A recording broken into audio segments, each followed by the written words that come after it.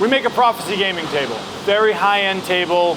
We have a lot of interest in it, but oftentimes people want to personalize it a little bit. You know, they want their particular flavor, they want it to go with, you know, their personal aesthetic in their home. So we have one coming up, which I think is gonna look really great. The main design element is gonna be a Triquetra inlay. So the table itself is gonna have a very large one in the center of the topper, and again, in the center of the reversible play surface, which is underneath the topper.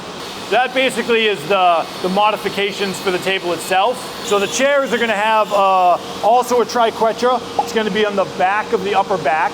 It'll then have an ebony banding mirroring the table along the upper back. We already have some of the chair parts themselves fabricated.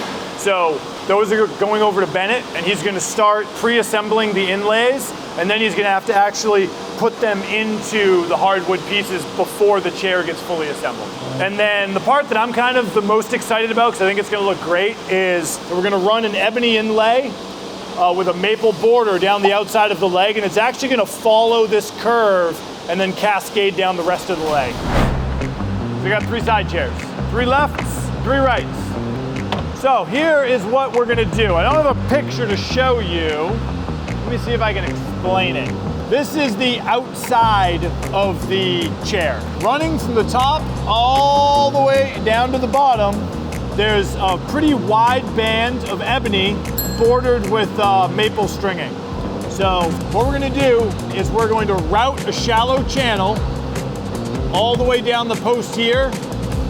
Then what we'll do is we're gonna trace these, cut these out, and then these shapes of veneer are gonna get glued into the leg, like so.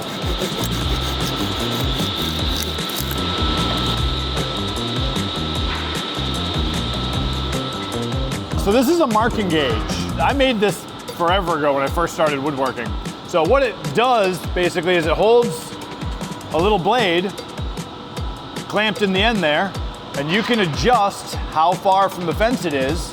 So if you want to make a nice straight line without using a knife and a ruler, you can just run it along there and it's gonna make a nice knife line. The one that we started to cut ends here because I can't route it all the way up to the curve. So we're gonna put a knife line along this edge connecting these 2 points and a knife line on this side connecting these 2 points. Then I'll know what I have to remove exactly. So now I've got my knife lines establishing the width of my mortise. And I've got a knife line up here establishing the depth that I want to go down. Now I'm gonna grab a couple chisels and we're gonna clean this out, complete this mortise so we can glue in the next sheet of veneer.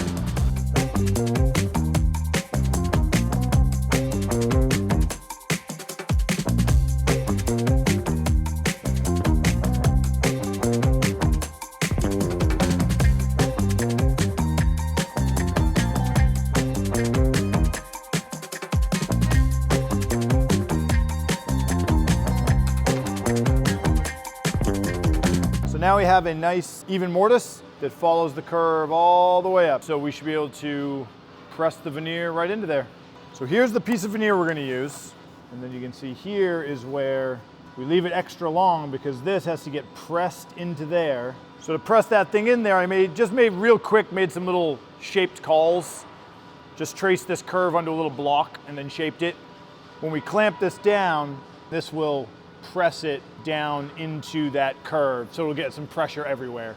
The veneer, because it's so thin, is fairly flexible already, but if you add a little bit of water and a little bit of heat, it gets even more flexible. And that's just gonna help coax it into the curve when we clamp it down.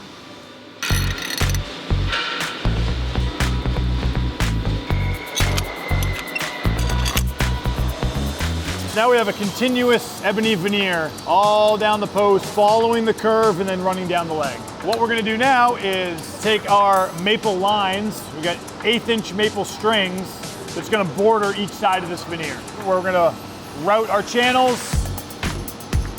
chisel them out to complete the curve, and then we'll glue in these 2 curved strings, trim those, and then come back and we'll put on the lower strings. And then we will sand it up and it will look beautiful. Great. So that's gonna be the outside of your chair leg. I think it's pretty good. I've got 2 large Triquetra inlays, one on the center RPS, one on the center topper.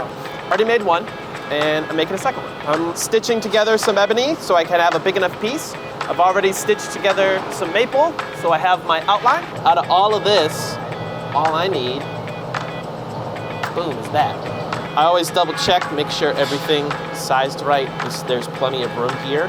So we're gonna throw this in the laser, make sure it's held down nice and tight, and cut out all these pieces. Now, ebony is fragile, but it is also tough and very dense to kind of laser through. So not always does it go all the way cleanly through in order to get us our shapes, but a little X-Acto knife and a little extra elbow grease comes right out of the top.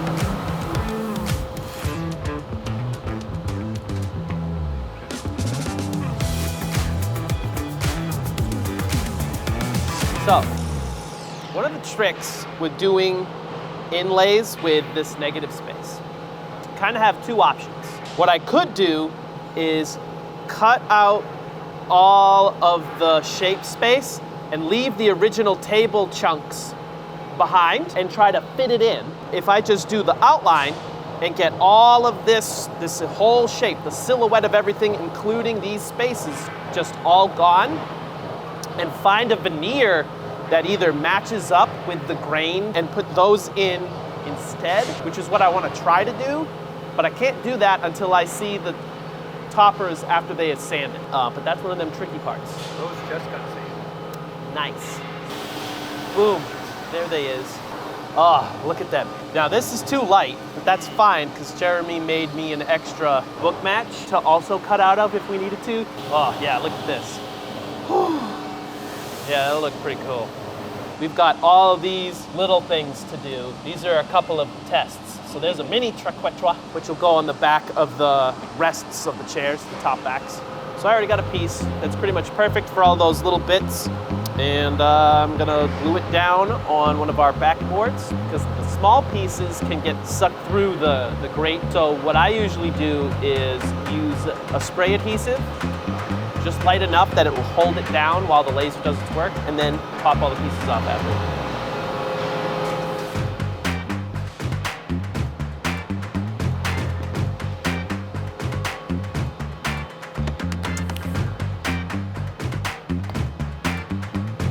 So now what we're gonna do, put it all together.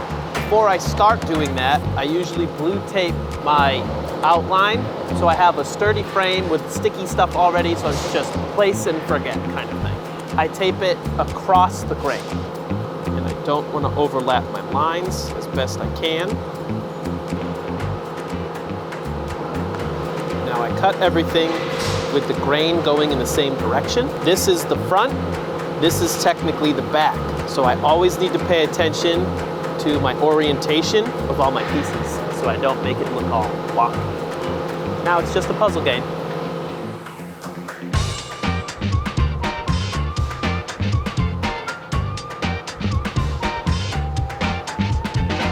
Hey, look at that. We got stuff. We got little puzzles. I'm gonna go grab those chair backs and we're gonna see how close this faux veneer is. Color matching. You can tell the difference between here and here. So I want something more like that. And we do our best to try to find some elements that flow along with this piece of rosewood. The nice thing about these little guys is that the pieces are gonna be so small, it's not gonna be too crazy to make that blend together.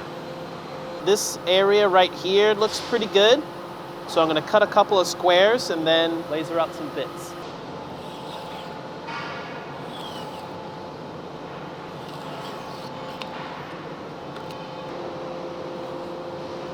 Score it a little bit.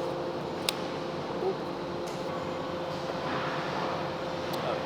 It's all coming together.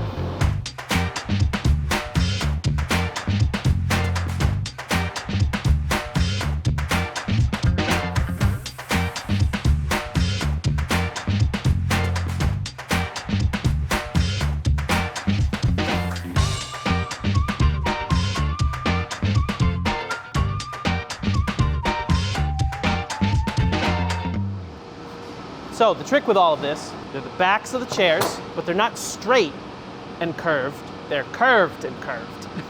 See the curve? So I can't line anything up on the flats, because there's no flats. And then it's curved this way, so I had to make this little guy. We're gonna line up this center line, and then I clamp it so it bends. And then I go ahead in and do the thing.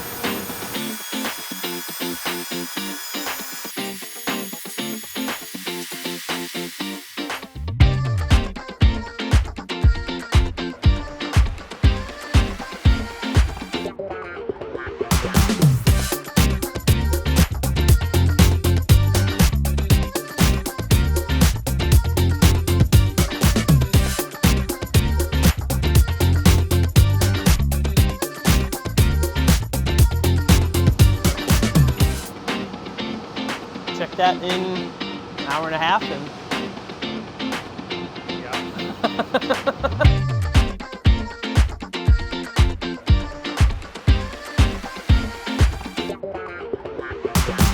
Over at Laser, I had to cut out bits to grain match what I was inlaying.